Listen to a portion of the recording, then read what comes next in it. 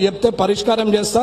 పని కూడా అట్లనే సమయం 8 గంటల సమయము పని చేయాలి కాబట్టి 8 గంటలు మీరు తప్పకుండా పని చేయాలా. ఏ లీడర్ ఇంట్లో పని చేయడానికి వీల్లేదు. ఏ లీడర్కి ఏం కుష్టాది రాలేదు, బిచ్చం ఎత్తుకుంటలేరు. ఈ లీడర్లు పోయి సాయిబాబా గుడి కాడ, హనుమల్ల గుడి కాడ, వేణుగోపాల స్వామి గుడి కాడ కుటుంబాలతో సహా బిచ్చం ఎత్తుకుంటలేరు. పబ్లిక్ దగ్గర మీరు పైసలు తీసుకుంటున్నారు. ప్రజలు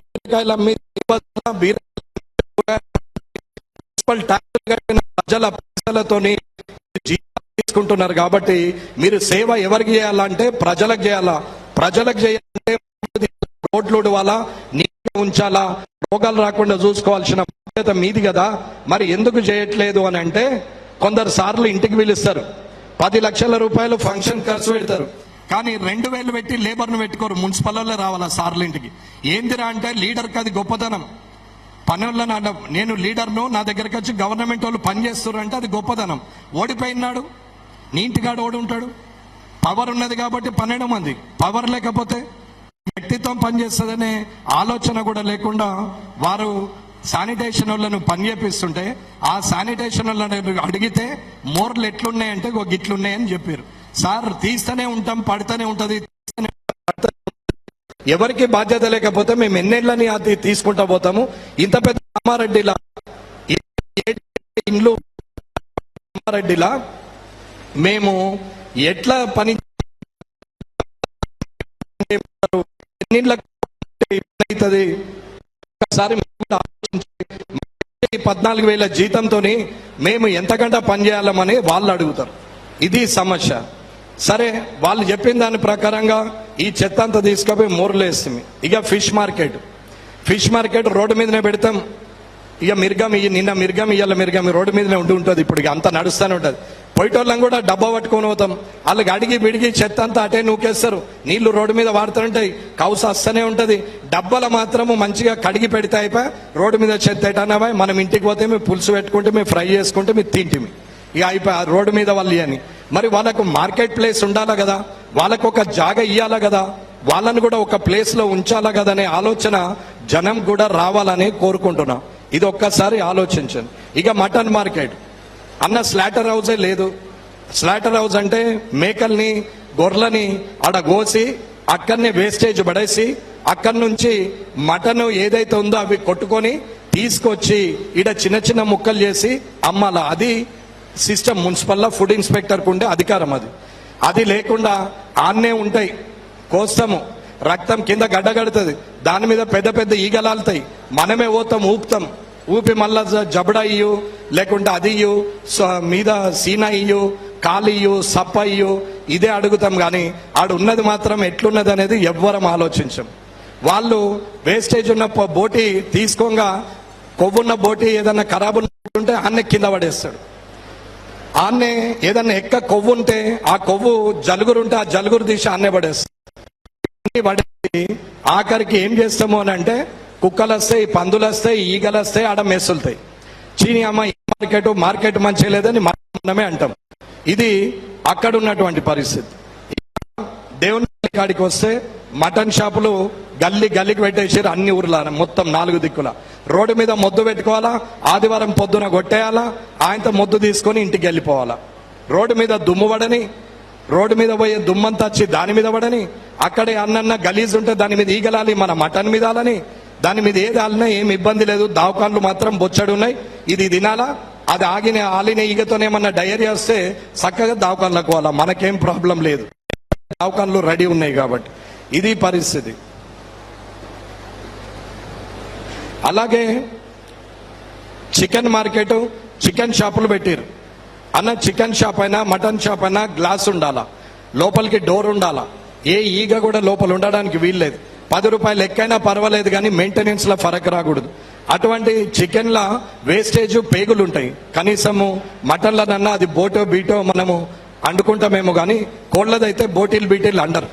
ఆ కోడి కాళ్ళు కొట్టేసింది, రెప్పలు ఇరిచేసింది, ఆ పక్కకున్నట్టు లోపల ఉన్న ఆయనతో చేయబెట్టి గుంజేస్తే పేగులు కుప్ప బయటకు వస్తాయి.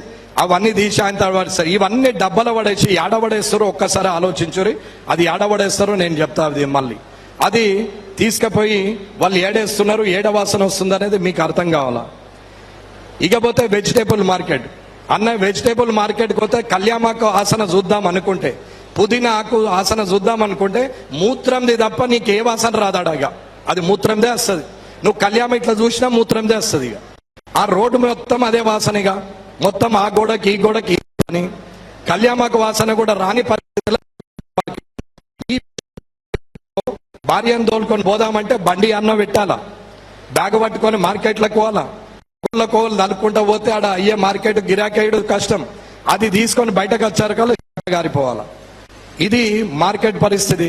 మార్కెట్లో కూడా వెజిటేబుల్స్ వాళ్ళు కూడా అన్ని మంచిగా అమ్మేస్తారు, మురిగిపోయినాయి అన్నీ నూకేసిపోతారు కదా, కుప్ప పడేసిపోతారు. ఇక దాన్ని తీసేది లేదు, దాన్ని తీసుకపోయి చెత్త కుప్పలలో పడేద్దాం అనేది లేదు, దాని గురించి ఆలోచన చేసేటోళ్ళు లేరు. చక్కగా ఆన్నే ఉంటది. కావాలంటే సాయంత్రం 6 గంటలకు పోతే మీకు అన్ని కుప్పలు కనిపిస్తాయి. టమాటా ఉంటది, వంకాయ ఉంటది, బెండకాయ ఉంటది, ఖరాబ్ అయినాయి, పురుగులు పట్టినాయి, అన్ని అన్నే ఉంటాయి. దాని మీద పందులు ఇట్లా ఇట్లా ఇట్లా తలుగుతా ఉంటాయి. ఇక అన్ని ఇది వెజిటేబుల్ మార్కెట్ అన్న. ఇది పోతే ఇక వైన్స్, బార్స్, వీళ్ళు వైన్ షాప్ ముందట జాబ్ పెట్టుకొని సీసాలు అందించుడే తప్ప అవతల ఏమైతుంది, పార్కింగ్ ఏమున్నది, యాడేముంది అవసరం లేదు. వీళ్ళకు బోర్డు కూడా అవసరం లేదు. ఎందుకంటే అందరికన్నా ముందు, గుడి కన్నా ముందు మనుషులకు కనిపించేది వైన్ షాపే. గుడి కన్నా వీడికి శివాలయంకు దారి, వెంకటేశ్వరాలయంకు దారి అని పెట్టాలి. వైన్ షాప్ కు దారి అని యాడు ఉండదు, డైరెక్ట్ మనకు దారే కనిపిస్తుంది. బండి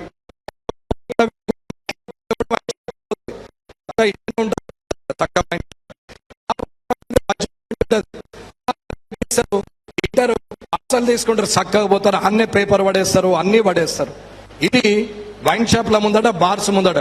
బార్ల లోపల ఏసీ పెట్టు, ఫ్యాన్లు పెట్టు, కనీసం ముందట పార్కింగ్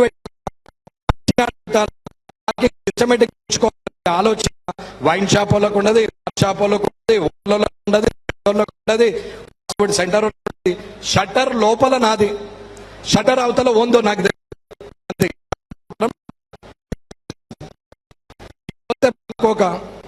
పాన్కోకల దగ్గర వస్తారు, సిగరెట్ తాగుతారు, ఆన్నే నలిపి ఆన్నే పడేసి పీకుతారు. కదా డబ్బలు వేస్తారా, ఎండ్లు వేస్తారు, కాదు పాన్ వేసుకుంటారు, ఆన్నే ఉంచిపోతారు. ఇది ఏ చెత్త ఉన్నా ఆన్నే గుట్కా తీసుకుంటారు, వేస్తారు, ఆన్నే పడేస్తారు.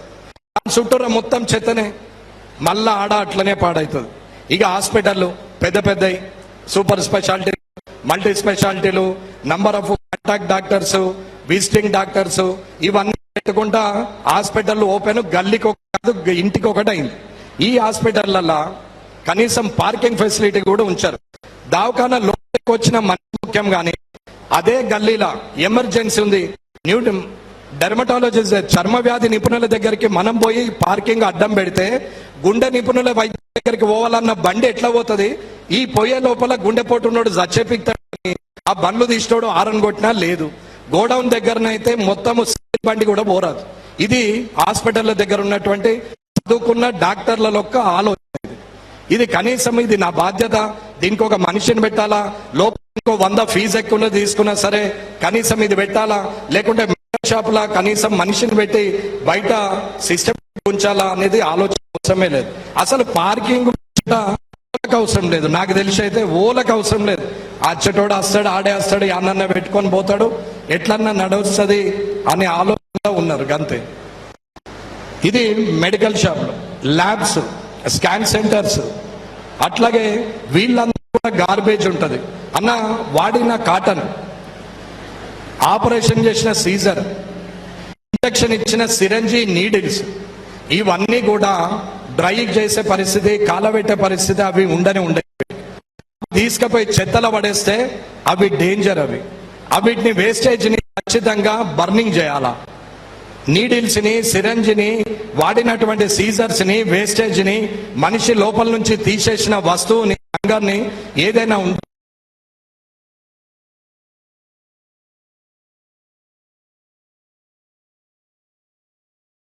ఇది ల్యాబ్స్ లా కానీ డాక్టర్స్ దగ్గర, హాస్పిటల్స్ కానీ ఆ జరుగుతున్నటువంటి పరిస్థితి. ఇక వీళ్ళకి కూడా పార్కింగ్ అవసరం లేదు.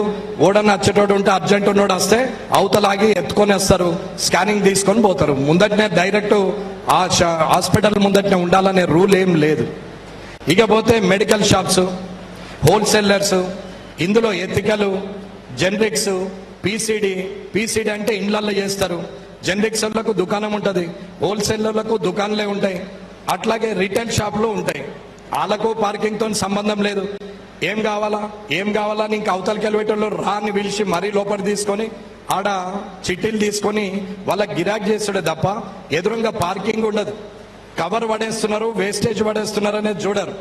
హోల్సేల్ షాపుల ముందట కాటన్లు ఏమన్నా పాడైనవి ఉండి పేపర్ ఉంటే నూకి రోడ్డు మీద పడేస్తారు తప్ప దీన్ని చెత్త డబ్బాలలో వేయాలా, తీసుకెళ్లి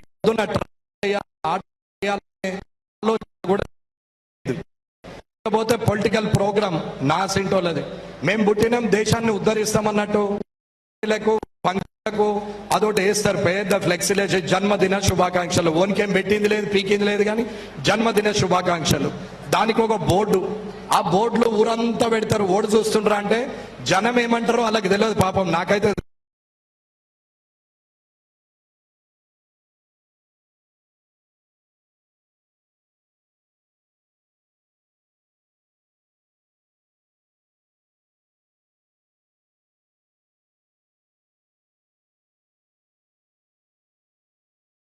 పంచాయతీ ఎటన్నా గాలిపోని అని చెప్పి ఊరుకుంటారు.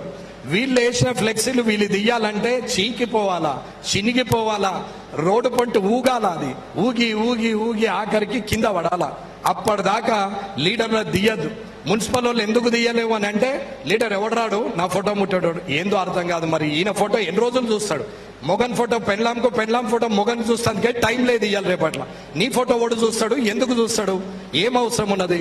ఇదన్న ఆలోచన చేయని పరిస్థితులలో లీడర్లు వాళ్ళ క్యాడరు. ఇది కామారెడ్డిలో పరిస్థితి. ఇకపోతే బర్త్డే ఓటింగ్స్, ఈ నడుమల్ల ప్రైవేటు, ఆయన ఓళ్ళో తెలియదు, ఎవరో తెలియదు, పులి కింగ్ కింగ్ అని పెట్టి ఓ ఫోటో పెడతారు, సింహాసనాల మీద కూర్చుండి ఫోటోలు పెడతారు. ఆయన ఓళ్ళో ఎవరికి తెలియదు, ఓటింగ్లు వేస్తారు, బర్త్డేలు చేసుకుంటారు. 10 మంది ఉంటాయి, 10,000 ఉంటాయి, కథం ఓటు తెలియకపోని వేసుకుంటారు. పులి పెట్టిన జన్మదిన సందర్భంగా మా అన్నకు ఆర్థిక శుభాభినందనలు. మీ తమ్ముళ్ళు ఇంటోడనే ఏడు అవతలోడు ఏందో మళ్ళీ తమ్ముళ్ళు అని వేస్తారు. వీళ్ళు ఫ్లెక్స్ వేసి పెడతారు. మళ్ళా దానికి జనానికి అడ్డమవుతుందా, లేదా ట్రాఫిక్ ఇబ్బంది అవుతుందా, దుకాణాలకు ఇబ్బంది అవుతుందా, వచ్చినటువంటి కస్టమర్లకు సమస్యలు ఎదురవుతున్నాయా, రోడ్డు మీద పోయే జనానికి ఏమన్నా ఇబ్బంది ఉందా, మరి ఇది దీనివల్ల లాభం ఏంది, ఇవి వేస్తే ఏం లాభం అని ఆలోచించే పరిస్థితి కూడా ఎవరికి లేదు. ఈ నడమల అంతా మీసాలు మీది కనాలా, ఎంటికలు స్పైక్స్ అని ఇట్లా పెట్టాలా, చేతికో ఉంగరం కడం వేయాలా, కాళ్ళ మీద కాలేసి పులి మీద కూర్చుండి ఫోటోలు దిగాల. ఇది ఫ్లెక్సీలు, ప్రైవేట్ ఓటింగ్స్. మళ్ళా ఇది ఒక పరిస్థితి. ఇకపోతే యూరినల్ సులభ కాంప్లెక్స్ లేవు. ఓలకు ఒత్తుగా వచ్చిన పుసుక్కున్న షాపు మూస్తే షాపు గోడకు, ఓటు లేకపోతే దాని గోడకు, అంతగానం మంది ఉంటే వెనుకకు, ఆఖరికి ఆగకపోతే ఎంతమందిలో అయినా సరే బోర్లే వచ్చిపోతాడు, ఖతమైపోయి. ఇది యూరినల్స్ పరిస్థితి. దీంతో స్మెల్ వస్తుందని లొల్లి పెడితే మున్సిపల్ వాళ్ళు వచ్చి ఆయనతో ఓ 1/2 కిలో, 10 కిలోలు, 20 కిలోలు, 50 కిలోలు తీసుకొచ్చి బ్లీచింగ్ పడేసిపోతాడు. కథం ఇక అది ఆడ ఎండిపోయి అది గాలికి లేచి నాంతది ఫస్ట్ మూత్రం మీద వేస్తే. అది ఎందుకంటే వాళ్ళు నీళ్లు పోసిపోయారు, బ్లీచింగ్ వేస్తారు. వేసిన తర్వాత అది ఎండకు ఎండుతుంది. ఎండకు ఎండినాక గాలి వస్తుంది, మనం నవ్వుతుంటే అది నోట్లోకి పోతుంది, అది మనకు కూడా తెలియదు. అది ఆ బ్లీచింగ్ అంతా లేచి గాలిలో మన చుట్టూ తిరిగే పరిస్థితి అది ఉన్నటువంటి పరిస్థితి. ఇవన్నీ ఆవులు, కుక్కలు, పందులు అన్ని రోడ్ల మీద తిరిగే పరిస్థితి వస్తే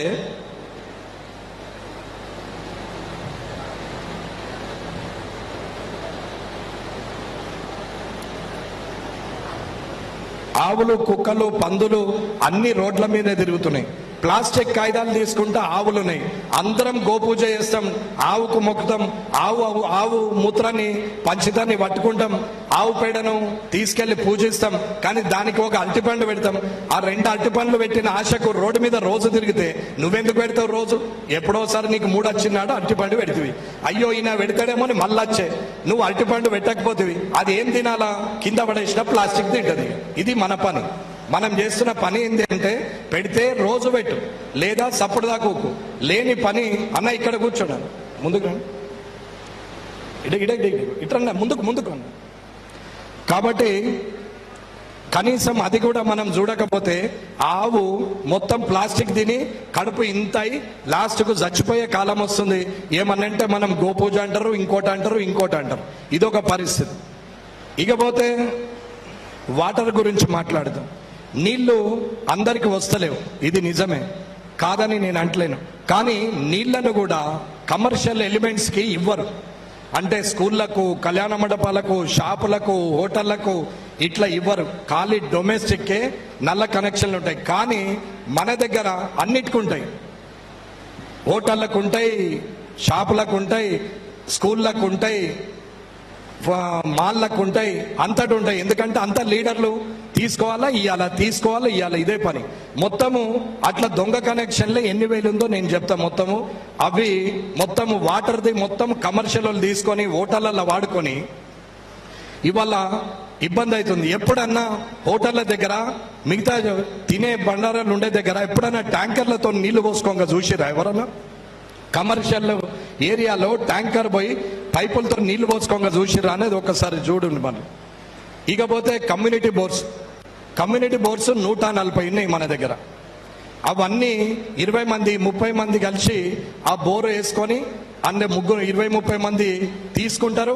కరెంటు బిల్లు మాత్రము మున్సిపల్ కడుతున్నది. 140 బోర్లకు సంవత్సరానికి 1,20,00,000 కరెంటు బిల్లు కడుతున్నది కమ్యూనిటీ బోర్లకు. ఇది పని. ఏమన్నంటే ఉన్నటువంటి కౌన్సిలర్లు ఉండని ఈ 30 మంది అద్దంటే 90 ఓట్లు విక్తాయి. ఇక మళ్ళీ ఇవన్నీ నేను ఉంచితే నేను గెలుస్తా. ఏం లాభం గెలిచి? ఏం చేస్తారు గెలిచి? ఇప్పుడు నేను గెలిచిన ఏం చేస్తా? మీరు సహకరించకపోతే నేను చేసేది ఏముంటుంది? ఏదో చేస్తామో అని అంటారు. గెలవడమే ముఖ్యమో అనుకునే కన్నా 1 కోటి రూపాయల చిల్లర కరెంటు బిల్లు కడతారు. 40 బోర్వెల్ల మెయింటెనెన్స్ కూడా సంవత్సరంకి 20 లక్షలు. ఇది లెక్కల ఆధారంగా మున్సిపల్ రికార్డు ప్రకారంగా చెప్తున్నా. నేను రివ్యూ చేసి మరీ చెప్తున్నా. మొన్ననే రివ్యూ చేసిన దాని ప్రకారం చెప్తున్నాను.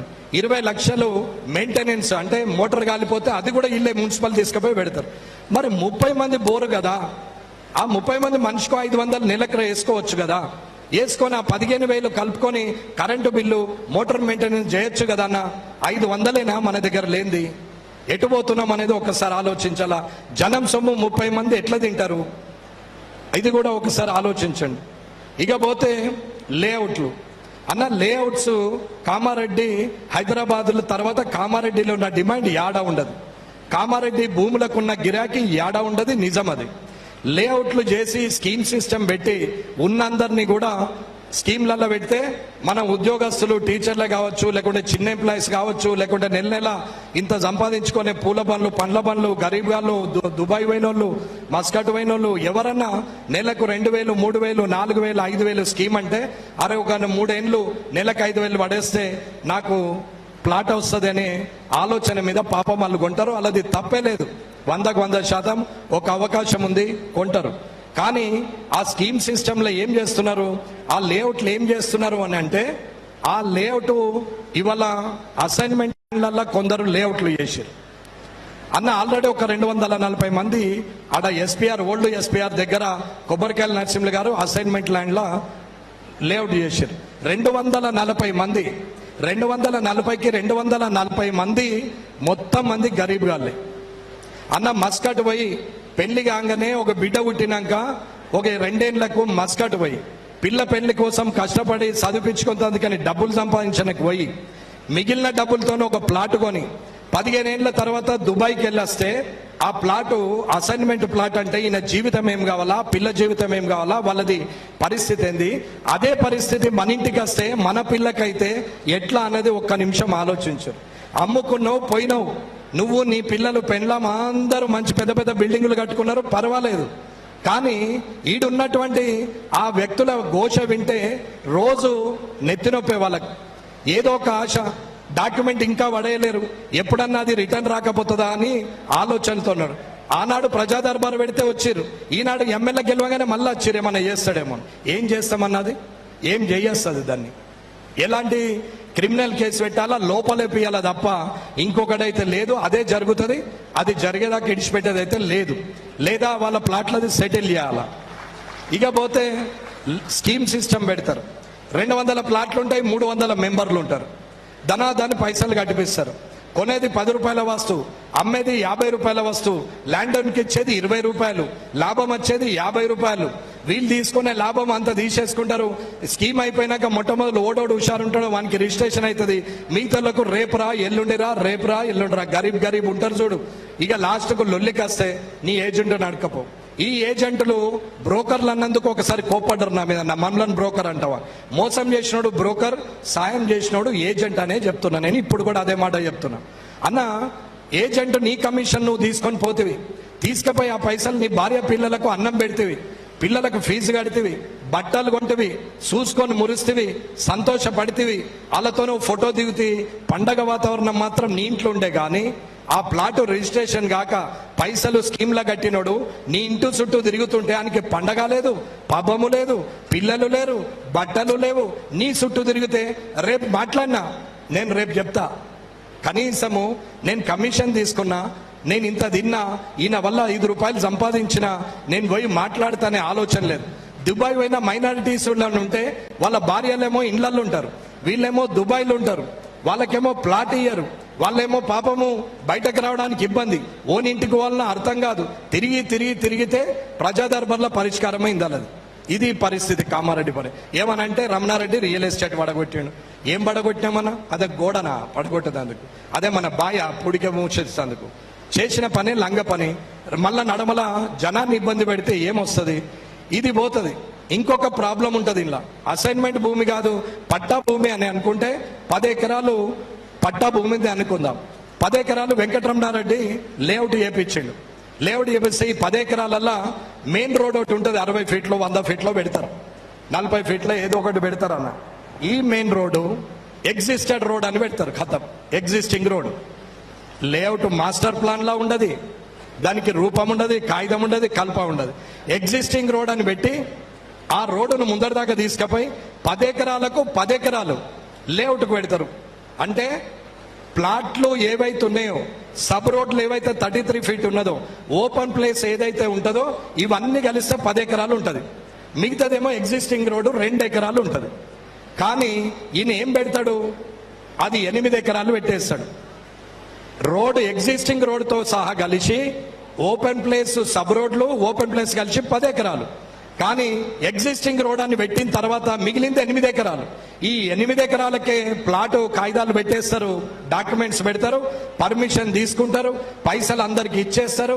నా సెంటోడికి తెచ్చి గట్టిగా మాట్లాడితే 50 ఎక్కనే వస్తాయి. మొత్తం మీద పైసలు ఇచ్చేస్తారు. ఈ 2 ఎకరాల డాక్యుమెంట్ వాళ్ళ దగ్గరనే ఉంటుంది. మళ్ళా 2 ఎకరాలు లేఅవుట్ పెడతారు. అన్న యాడుంటుంది భూమి? మీరు చెప్పుర్రు. ఇక యాడుంటుంది భూమి? 2 ఎకరాలు ఎగ్జిస్టింగ్ రోడ్ అంటే ఓందోగొంది సర్వే నెంబర్ ప్రకారంగా అయితే పానీల మారాలా లేదా మున్సిపల్కు రిజిస్ట్రేషన్ అయి ఉండాలా. కానీ ఆ 2 ఎకరాల భూమి నా దగ్గరనే ఉండే. నేను మళ్ళా 2 ఎకరాలు లేఅవుట్ పెడితే మళ్ళా దరిద్రం ఏంటంటే ఇలా కోరిక జావది. వెంటనే అందులో ఎగ్జిస్టింగ్ రోడ్, మళ్ళా ప్రపోజల్ రోడ్ ఉండదు. అంటే అందులో ఒక 1/2 ఎకరం ఎగ్జిస్టింగ్ రోడ్ అవుతుంది, మళ్ళీ 1.5 ఎకరం ప్లాట్లకు అవుతుంది. మళ్ళీ ఎంత మిగిలే? 1/2 ఎకరం మిగిలే. మళ్ళీ దాన్ని ఉన్నాడు మా భూమిలోకి జరిగిన అని ఓడాని అమాయకుడు పక్కల పంట ఉంటాడు కదా, ఆయన భూమిలోకి జరిగి లేఅవుట్ చేస్తారు, వాడిని బెదిరిస్తారు. పోలీస్ స్టేషన్కి పోతే వాడు పోలీసోడు కేసు తీసుకోడు, రెవెన్యూకి పోతే మాకు సంబంధం లేదంటారు, SRO దగ్గరికి పోతే నాకేం సంబంధం, ఏది ఉంటుంది రిజిస్ట్రేషన్ చేస్తా అని ఆయన అంటాడు.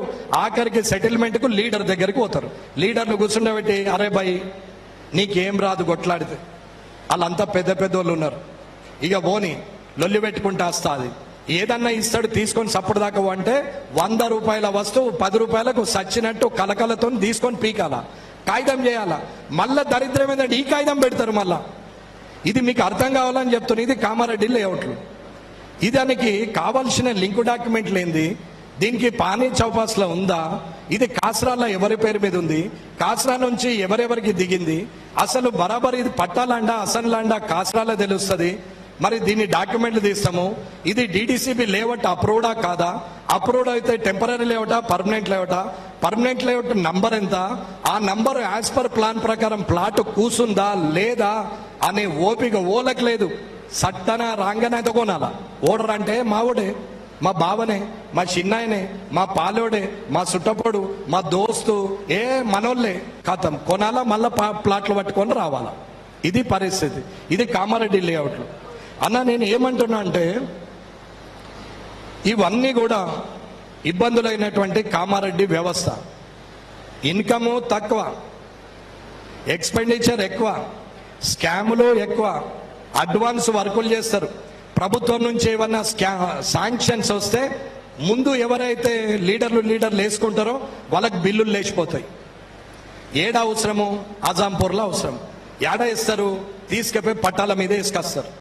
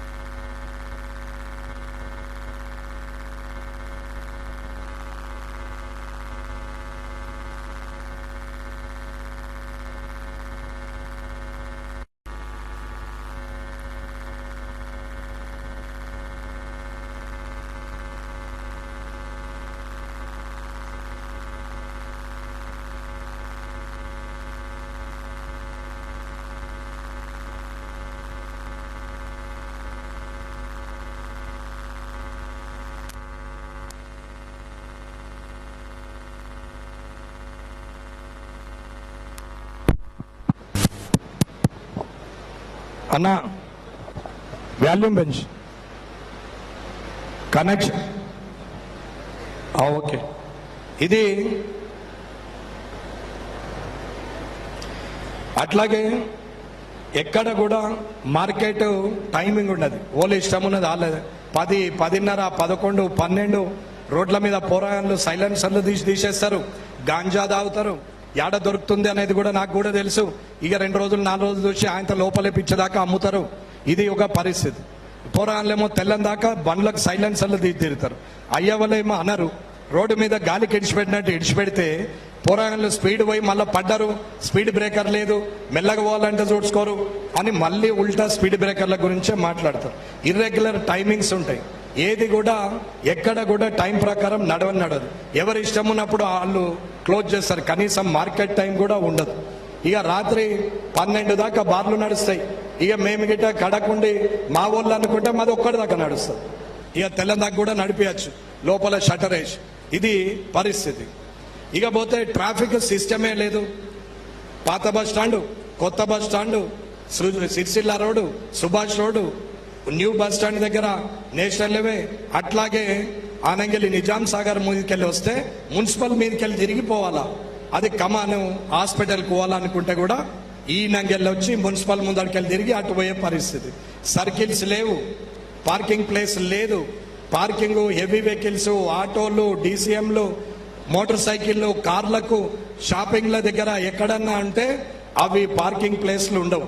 సుభాష్ రోడ్డు మీదనే, గంజ్ రోడ్డు మీదనే, పెద్ద బజార్ రోడ్డు మీదనే, ప్రతిదీ కూడా రోడ్డు మీదనే. ఏడ దొరుకుతాడో అప్పుడే. కానీ ఓపెన్ ప్లేసెస్ కూడా మనము అలాట్ చెయ్యము. ఆ ఓపెన్ ప్లేసెస్లా మనం పార్కింగ్ ఇచ్చేది లేదు, పెట్టేది లేదు. ఇకపోతే స్ట్రీట్ లైట్స్, డ్రైనేజ్ ప్రాబ్లం అయితే మొదలే చెప్పినాం. ఆడ పోస్తే ఈడ అయ్యప్ప కాలనీ దగ్గరకు వచ్చి అందరి ఇళ్లకు నీళ్లు పోవాలా, అటు అర్జునవాడకు పడాలా.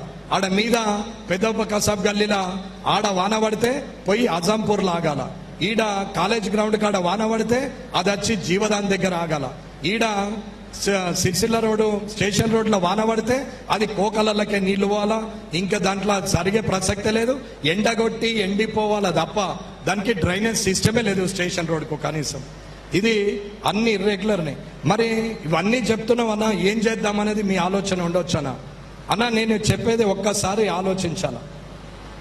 ఇవాళ సెట్ బ్యాక్ మార్కింగ్ ఇచ్చిండు అంటే చెప్పండి, ఎమ్మెల్యే ఇచ్చిండు అని చెప్పండి అని చెప్పిన. నేనే చెప్పిన ఏం పర్లేదన్న, నేను మళ్ళా గెలుస్తానా గెలవనా, మున్సిపల్లా ఒక్క సీటు కూడా రాదా అనేది కూడా నాకు అవసరం లేదు. రాకున్నా పర్వాలేదు, నేను ఓపెన్గా చెప్తున్నా. రాకున్నా పర్వాలేదు, కానీ కనీసం మనం మనుషుల్లాగా బాధ్యతగా అందరం అనుకొని చెయ్యాల్సిన అవసరం ఉంది. కానీ ఓట్ల కోసము, గెలవడానికి కోసము ఏండ్లకేండ్లుగా అయ్యా తాతావా అయ్యావా మనం కూడా పోయే కాలం వచ్చే. కానీ అది మార్పు రాకపోతే ఎట్లా అనేది నా ప్రశ్న. మీరు మనస్ఫూర్తిగా ఒక్కసారి ఆలోచించండి అన్న.